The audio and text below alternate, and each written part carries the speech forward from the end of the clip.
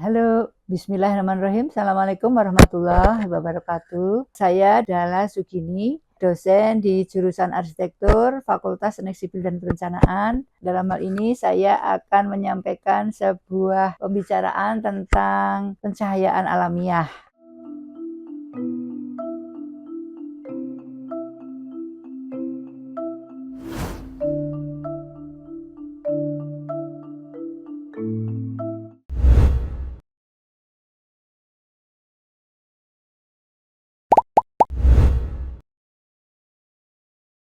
Tentang pencahayaan alamiah ini, apa yang akan disampaikan dalam hal ini adalah ini awalan saja karena ini baru sesi pertama tentang arti penerangan alamiah dan apa untungnya sebuah rumah menggantungkan pada penerangan alamiah.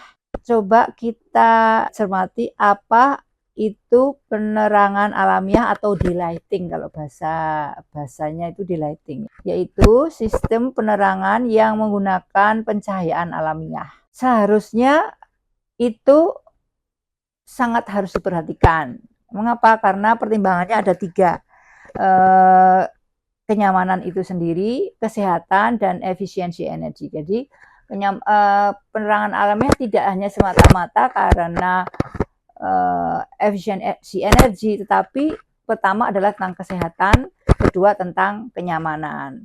Itu adalah mengapa kita harus membicarakan tentang penerangan alamiah. Penerangan alamiah sendiri, kalau di dalam hal ini mengenai topik-topiknya, bisa kita bicarakan banyak. Tapi dalam hal ini kita hanya membicarakan tentang hal-hal yang menentukan kualitas penerangan alamiah, di mana dengan mengetahui ini kita bisa mendesain rumah kita menjadi lebih sehat, lebih nyaman, dan tentu saja lebih hemat energi. Nah, walaupun dalam hal ini nanti kalau kita sudah mencapai kualitas penerangan alamiah, kita sudah tahu hal-hal yang menentukan, dan kita harus menentukan arahan desain penerangan alamiah. Nanti kita juga bisa menjalankan ukuran desain penerangan alamiah dan perencanaan penerangan alamiah. Tetapi mengenai itu masih kemudian, ya, di kemudian. Tapi yang pertama adalah apa saja yang menentukan kualitas penerangan alamiah, itu yang penting. Hal-hal yang menentukan penerangan alamiah ada 4, yaitu sumber, bukaan, kedudukan bidang kerja, dan kondisi elemen dalam ruang. Nah, sumber itu apa? Kita tahu bahwa faktor cahaya siang hari bisa dari bola langit, seperti apa? Langit kita anggap seperti setengah bola gitu. Kemudian dari lingkungan luar kita, misalnya dari tetangga kita, rumah-rumah yang ada di sekitar lingkungan kita, dari kebun, dari taman, dan sebagaimana macamnya yang akan memantulkan cahaya dari bola langit, kemudian dipantulkan ke dalam rumah kita. Dan yang ketiga adalah pantulan dari dalam rumah kita sendiri. Jadi pantulan dari dinding, dari lantai, dari misalnya kursinya itu kursi yang memantulkan atau yang menyerap, itu juga akan mempengaruhi faktor cahaya siang hari. Nah, itu 3 hal yang menentukan sumbernya. Jadi sumbernya itu. Kemudian yang kedua adalah bukaan. Nah, bukaan itu ditentukan oleh luasan bukaan, kedudukan bidang kerja, orientasi bukaan, dan halangan. Keempat bukaan itu akan kita uraikan berikut ini, yaitu tentang luas bukaan. Nah, kalau semakin luas bukaan yang masuk di dalam ruang kita, maka dia akan lebih nyaman. Nah, bagaimana dengan kedudukan bukaan? Kedudukan itu adalah posisi tinggi rendahnya jendela atau bukaan kita. Misalnya tingginya itu dia 3 meter, 2 meter, 1,5 meter, itu akan mempengaruhi pencahayaan alamiah kita. Juga akan ditentukan oleh panjang dan pendeknya halangan. Misalnya rumah kita ada tritisannya. Nah, semakin panjang tritisan berarti halangannya semakin panjang. Nah, itu akan mempengaruhi juga bukaan di rumah kita, akan mempengaruhi cahaya yang masuk dalam rumah kita. Kemudian kedudukan bidang kerja. Kedudukan bidang kerja ini akan mempengaruhi dalam arah orientasi matahari. Misalnya kalau digambarkan dalam bentuk denah ya. Denahnya seperti apa, bukaannya itu seperti apa. Jadi kedudukannya seperti itu. Sedangkan kedalaman bidang kerja juga akan menentukan penerangan alamiah. Kalau kedalaman bidang kerjanya semakin lebar, kedalamannya semakin dalam, maka dia akan semakin rendah. Jadi kalau Anda punya kamar yang 3 meter sama 5 meter, maka yang 5 meter itu akan rendah kualitas penerangan alamiahnya dibandingkan yang 3 meter gitu.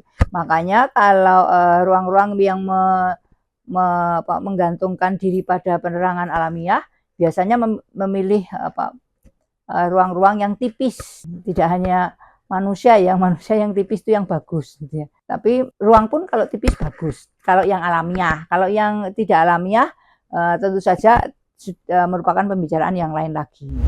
Nah, kemudian arahan desainnya bagaimana? Nah, arahan desainnya untuk di daerah kita itu adalah daerah tropis. Jadi bumi itu kalau dibelah gitu ya, kita ada di daerah khatulistiwa. Nah, kita itu termasuk daerah tropis. Konflik antara yang terjadi di dalam daerah khatulistiwa adalah antara kenyamanan thermal dan delighting.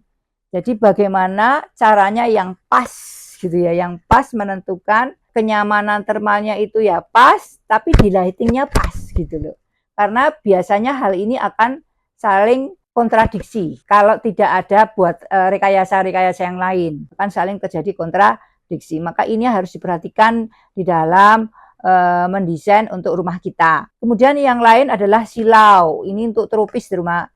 Jadi kita untuk silau itu menghindari view ke lapangan yang menyilaukan. Ya, jadi dalam hal tertentu kita membutuhkan penerangan alamiah, tapi dalam hal tertentu kalau kita membutuhkan penerangan alamiah berarti kita membuka.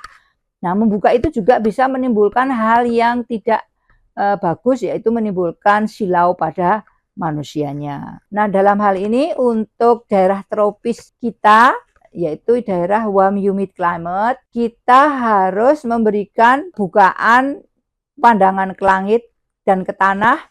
Jadi antara langit dan tanah itu kita tidak lebih dari 15 derajat. Kalau lebih kita akan silau. Dan kita menghindari ke tanah yang terang. Jadi kita selalu mengusahakan agar memasukkan cahaya-cahaya pantul, bukan cahaya-cahaya langsung. Nah, cahaya alamiah juga diusahakan dipantulkan ke tanah dulu, kemudian baru dilanjutkan ke langit-langit. Sehingga warna permukaan kita pilih yang ringan-ringan saja. Nah, arahan desainnya secara detail kita harus berusaha untuk memenuhi 2 alternatif, yaitu task lighting dalam bahasa kuliahannya ya, dan ambient lighting. Nah, dalam hal ini tujuan yang baik adalah sebanyak mungkin daylighting itu atau sedalam mungkin ruang Anda terkena sinar matahari. Jadi kalau Anda mendapatkan ruang Anda itu terkena sinar matahari itu bagus. Tapi sinar matahari yang mana? Yang tidak langsung, jangan yang langsung. Kalau yang langsung itu akan menimbulkan silau atau panas yang tidak menguntungkan. Kemudian Anda harus hati-hati juga mengontrol kalau bahasa yang lumrahnya itu brightness atau kontras antara permukaan dalam dan luar yang dapat mengurangi jarak penglihatan. Juga kita harus menghindari silau. Ini adalah hal-hal yang mendasari penerangan alamiah kita. Nah, bagaimana itu akan dihindari karena waktunya ini terbatas, maka di lain waktu saya akan memberikan materi tentang bagaimana kita menghindari pencahayaan alamiah dan sebagaimana macamnya itu di lain kesempatan. Nah, itulah kira-kira yang saya bicarakan dan semoga Anda dapat mengikutinya. Selamat mengulik ya di dalam pertemuan-pertemuan yang akan datang dalam podcast jurusan arsitektur. Oke, terima kasih. Assalamualaikum warahmatullahi wabarakatuh.